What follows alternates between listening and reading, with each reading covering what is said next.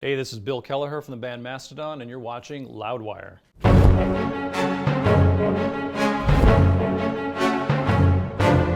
Hey everyone, Graham from Loudwire here. It's Wikipedia Fact or Fiction time with Mr. Bill Kelliher of Mastodon. Hello, sir. Thank you so much. Thanks for having me.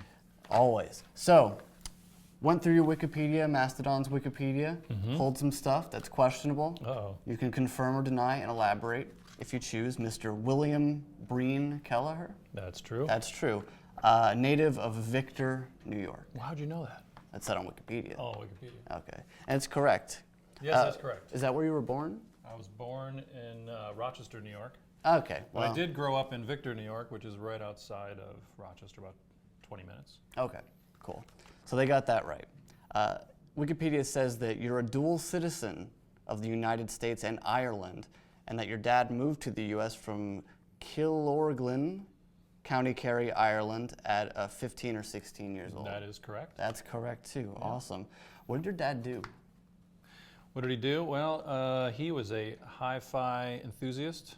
Really? Audiophile. Wow. So when he moved over here, he first worked in selling like suits and jackets and stuff like that with a guy, and then they decided together to go into a hi-fi business called JB Sound on Monroe Avenue in Rochester, New York. Wow. And he had that business for about, 30, he had a few stores for about 30 some odd years. Cool. So that he really kind of... In the 70s and 80s. Yeah, he just started with nothing, and, we grew up pretty well. He's always had food on the table and nice house and clothes to wear. Never saw Dad, though, because he was always so busy working. Oh, yeah? Which I really don't want my kids to say about me. Yeah, my dad was always on tour. Well, it's a hard life. Yeah, sure. It's got to be done, though. Someone's got to do it. And we thank you for it. Lethargy. It says your last performance was on Christmas night, 1999. That is correct. That's correct. Wow. And you went to Atlanta, like right after that? I did. Yeah. Like the next day. Right the next day, and then, of course, met the rest of the guys at a High on Fire show. Was it that weird to meet your future bandmates? Literally, you just drive down, and then you're at a show, and then there's Mastodon in January 2000. What was even stranger was I moved to Atlanta in 1997 first with my wife, and I couldn't find anyone really to play music with. Everyone wanted to be a guitar player, and my musical style, nobody was really into. They were like, what the heck is that? Because it was pretty technical, kind of death metal, little rock and roll. And I had got my plane ticket back to move back to Rochester, and I went to see Today Is the Day, Yes. The Unsane, and 4 Hour Fogger. So That's little did I know at the time, because I didn't know any of those guys. I knew the bands, and I saw 4 Hour Fogger open, and I thought, where have these guys? I've never seen these guys before since moving to Atlanta. Like, that guitar player is awesome. I could definitely see playing with that dude someday. But I didn't know Brent or Troy at the time. And then after them, Today Is the Day went on stage. And I knew nothing about Today Is the Day except that they were an AMREP band, and I liked AMREP labeled bands. So I'd seen Steve and the other two guys, and little did I know that later on I'd be playing in Today Is the Day with that guy Steve, and then I'd be playing with Brent and Troy from 4 Hour Fogger.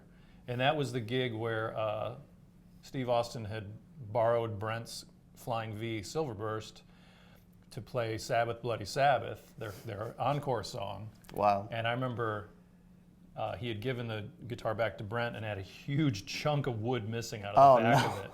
Because I remember seeing when Brent and I finally met and got the band together, he pulled the guitar out. I'm like, oh, that's the guitar that Steve used. And he's like, yeah, and he broke it, look.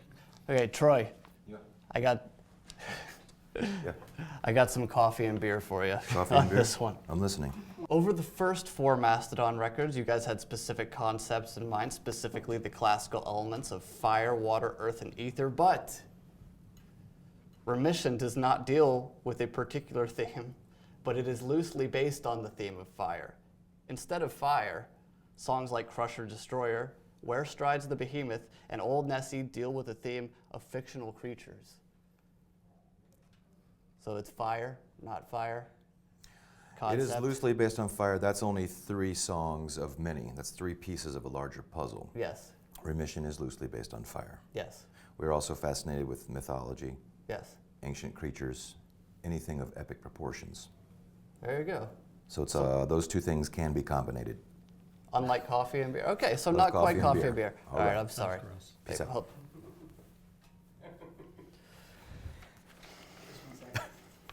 It says on Wikipedia that Mastodon feel that Call of the Mastodon is their true 3rd studio album, even though technically it's a compilation. Call of the Mastodon is a record that Relapse decided to put out after Remission came out. Oh, I think. really? It says 3rd studio album. Was it after Maybe it Remission? came out after. Maybe it came out after. Well, to me, that's our first album.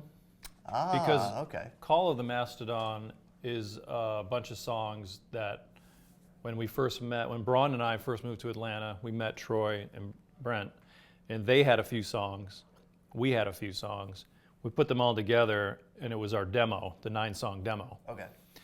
We gave that to Relapse, and they said, we're going to test the waters, and we're going to put out Life's Blood with a few of the songs. Right. And then we had these leftover songs, so we put those on a picture disc, Reptilian Records, with Chris X out of Baltimore, around the same time. So we had basically what Call of the Mastodon is Life's Blood, and the picture disc put together. I think maybe Call of the Mastodon was added on there. So to me, when I see Call of the Mastodon, I think that's our first record. Blood Mountain. Several of the lyrics in The Wolf is Loose refer to chapter titles and themes, and Joseph Campbell's The Hero with 1,000 Faces, and the main character may be an example of a monomythical hero. That's true. Would you say the character in Blood Mountain is a monomythical hero? Monomythical? I think that Single means myth? like a single mythical, well, he doesn't exist, so, or does I he? have no idea. I don't know. I'm kind of confused. That's the point of this. It says on Wikipedia that your only lead vocal credit is for Deathbound, the bonus track from The Hunter. That is false. That's false. Okay. I don't think I've ever sang on a record. Maybe a Not backup. even a backing? Maybe. Oh, wow. I So mean, we no- got 3 guys that sing, and they're all, really good at it. So, like, Totally. For me, it's live. I try to pick up the slack and sing here and there, but it's for me. It's I really want to play, hold down the riff Totally. with that. I feel like if I'm singing and playing, I'm not that good at doing both those together. It's kind of one or the other for me. So. All right. So there's some fiction. No lead vocal on Deathbound. No, I don't know where that came from. I I've read that too. It's false. All right. Mastodon was personally invited to participate in Game of Thrones by executive producer Dan Weiss, who's a fan of the band. That is true. That's true. But the funny thing about the first time we did the Game of Thrones, we had just gotten off an overnight flight from the States to, I think we flew into Dublin and then drove to Belfast and then slept for a couple hours, and then we drove from Belfast to where the location is, another hour from there, outside. And there are thousands of us, and all of us, we're wildlings. We have the long hair and big beards, and I was so tired. I kept laying. They'd like, okay, lay down. Everyone lay down, and then when we say 3, you rise up, and that's when you come back to life. Right. I don't want to do any spoilers if you haven't seen it yet, but so anyway, I'm coming back to life, and they're like, okay, and there's thousands of us on this beach, and they're like, okay, we're gonna do it all again, and we just kept doing that all day. But one time, I fell asleep with my eyes open because I was so deliriously tired and jet lagged that I was just, when you get tired, I was just so comfy because I always thick coats on and stuff, and I was kind of laying there. And all you have to do is stand up. 1, 2, at the count of 3, stand up. Thousands of dudes standing up, and I'm still I'm asleep on the beach. Oh, boy. And they're giving us special treatment because we're in the band, and he likes us, and he's putting us right in front of the cameras and everything. And I hear 3, and I'm daydreaming, laying there, and I'm like, oh shit, I better stand up. And I'm like, yeah, watch, who's the idiot in the front row? You can't stand up. You're out of here. Just imagine, Bill, get up, Yeah. get up. And I mean, it was also cool because we were playing in Ireland right around the same time, and like, I don't know, 90% of the dudes that were there came to the show. they came? So they all come one by one with these crazy, scary masks on. I'd be like, Oh, dude. hey man, really love your band.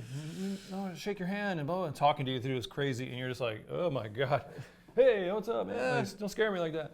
Thank you so much. I appreciate you sitting down with me today, playing our game, the new Mastodon record, Emperor of Sand, available March 31st.